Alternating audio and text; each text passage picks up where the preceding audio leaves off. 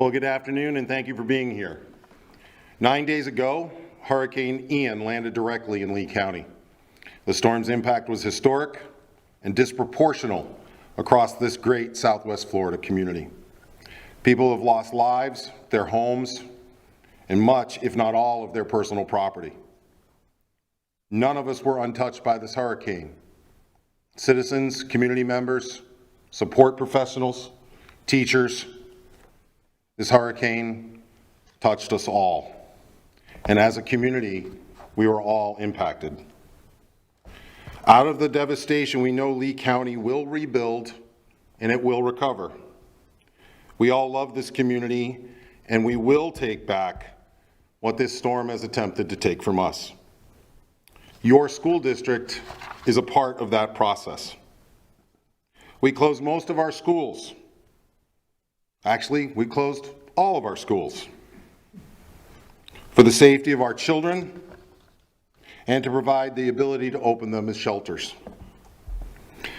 We opened 12 campuses so this community could be safe. And we're thankful to the Lee County EOC team for asking us to step into that process and provide food, water, supplies, and support. We continue to do that today. We've had food drives, food distribution sites, and we will continue to support this community in every way possible. Our schools have remained closed due to our need to continue to support this community with shelters, and also due to the damage caused by Hurricane Ian and those associated safety hazards. We've been working in partnership over these last 9 days with the Governor's Office, the Florida Department of Education, Lee County Emergency Operations Center, and our community partners to help heal and recover from this storm and begin the process of reopening our schools. On a personal note, my family is new to this area, but I have to tell you, we are proud to see the way this community has responded in such a catastrophic event. I'm also proud of the way our employees, teachers, administrators, support professionals, and all staff of this school district has responded as well. I have to thank the EOC command team members, the Florida Department of Education, and all of my fellow 66 school districts in the state of Florida. All of them have responded and offered their support. They have shared plans, their knowledge, and their staff to help us. We are forever and will be forever grateful.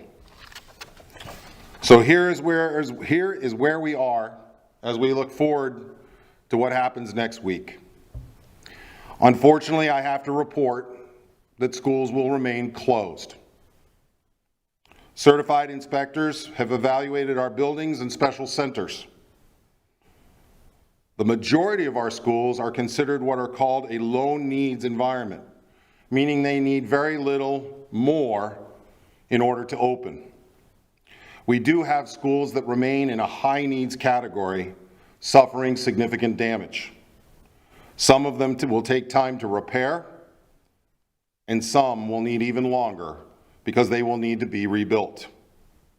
A list of our schools will be provided this evening to the community and to the press so that our families can begin to understand exactly where their school is in this environment. The reason we will remain closed from October 10th through October 14th is we still have significant and disproportional issues to overcome. Not all of our buildings were impacted in the same manner by the storm. We still have at least 8 schools without power. Some schools, most schools, do not have suitable drinking water. Most of our schools remain under a boil water notice. We still have safety and debris issues which will impact the safe pickup and delivery of our students both to and from school. We have to reopen in a way that is safe for our students and staff and sensitive to their needs while being effective enough to provide the teaching and learning that we expect. So 9 days post-storm, this community has rebounded, and we are indebted to the men and women who are restoring our infrastructure. They have completed amazing work, but we are just not ready this week to open. In the next week, we know that these situations will continue to improve. Debris will be removed, power will be restored, drinking water will come into our school buildings, and we'll also be able to further assess our staff's ability to return to work as well. Our goal is to return, and I say it again, our goal is to return to an educational environment for our students and teachers on Monday, October 17th. That is our goal. My academic team, my cabinet, my board members are committed and developing a plan and revising plans to return all of our students, no matter the status of their school building, to an educational environment. But there are still many factors which I have previously mentioned that must be overcome. Our teachers will need the opportunity to return back to their schools, the schools that are ready for them, and they'll have an opportunity to begin that process on Thursday, October 13th. That will begin with a reunification of our staff and supports to help them in the transition. Their response and our support professionals' response will provide another critical determining factor to reopening, and that is our staffs, our paras, our support professionals, and our teachers' readiness to return. We cannot ignore that this storm has impacted all of us. On October 12th, we will meet with the board and provide an updated reopening plan based on the continuing improvements that we are already seeing in these first 9 days. October 12th is Wednesday. We suspect that we will see additional improvements in our school environments and our ability to provide for the safety of all. Again, our goal is to return students to an educational environment on October 17th. And again, just like the staff, we realize all students may not be able to return. We as a district will remain flexible with our parents and our students during this period of time, just as we will remain flexible with our staff. There are still large hurdles that in no way we control. We have already seen so much improvement since Ian hit, and we believe the next 9 days, the Herculean efforts that are already underway will continue to put us in a better situation. That means when we return to an educational environment, we will be and have the opportunity to provide our students with the learning they need. But again, I remind all of us that this storm hit us in a disproportionate way. Our barrier islands, people near the rivers, people suffering storm surge were impacted very differently than the community east of I-75.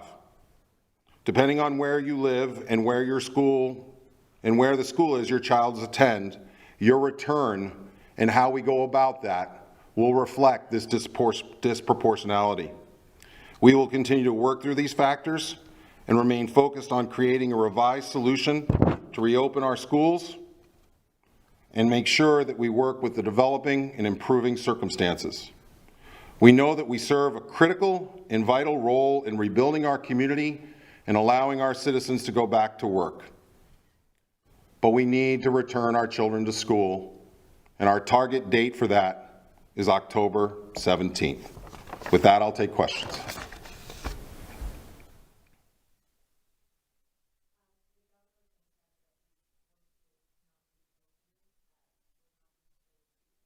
Well, the question was, what happens with the governor? The governor made an announcement that 4 schools will not reopen, that they're physically damaged to the point where they'll not be able to reopen. I'm not sure which 4 schools the governor is speaking about, but I will tell you that we have plans in place for those school buildings that we know will not be ready on October 17th to ensure that we have educational environments for those children. And we will do our very best, as I've said before, to keep those communities of learners, those students and those teachers and those principals together in this process.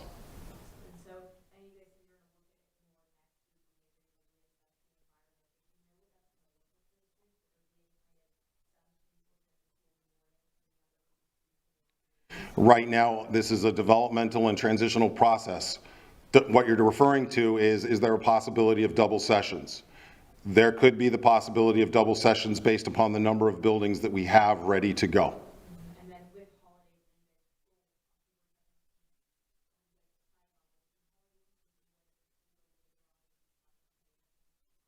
We've not revised our calendar at this time because we don't have an official return. Again, October 17th is the goal. We have a lot of work to accomplish in this weekend and the next week in order to be ready to do that. And at that point, we'll work with the Department of Education and with our unions to ensure that we revise our calendars. And so do you guys some teachers not being able to come into school, staff and teachers, not just teachers, but cafeteria workers, maintenance, everybody? When we think about our ability to return, our staff is critical, but we want to be sensitive to their needs. We have staff that have been impacted with the complete loss of a home, flooding, all their personal belongings, and we are continuing to work with what we refer to as a coalition of the willing. On October 5, when we surveyed our staffs, including our support professionals and teachers, we found that 65% at the middle and elementary schools were already in a position where they believed they could return, and we saw a number approaching 60% with our high school people as well. That was on October 5. And it was a staff check-in. It was not a readiness to return to work. That's why one critical decision moving forward we'll get a better handle on October 13th, on Thursday, when the staff has the opportunity to come back to school to reunify. Those schools without a school building to reunify in will be provided on another location at another school to make sure they can accomplish that process as well.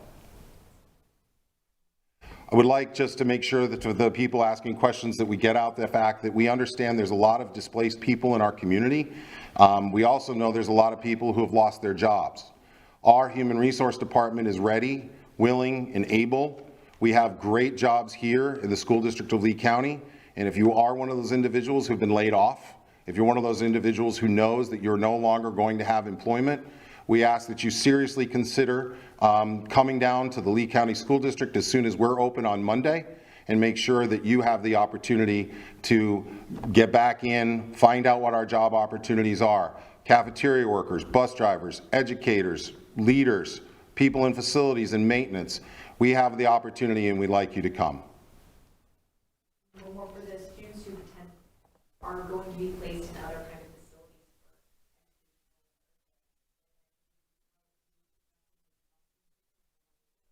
facilities? We are certainly looking into all, the question was about transportation systems.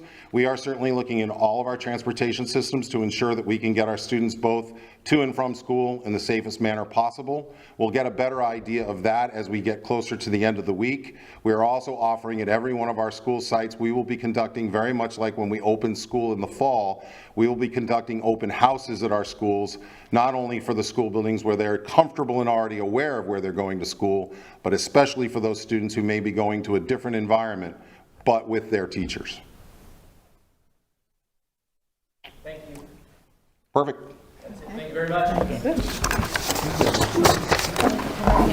much.